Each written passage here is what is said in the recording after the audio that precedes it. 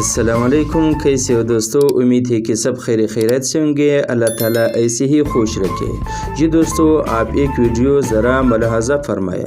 ہو سکتا ہے آپ سب کو پتہ ہو، کچھ وقت پہلے پاکستان میں ایک حاکم، ایک ڈاکٹر ترکی سے آئے تھے، مولا علی کردستانی کے نام سے، جو قرآن مجید کی ایک آیات پڑھ کے گنگوں، بہروں اور اندھوں کا علاج کرتے تھے۔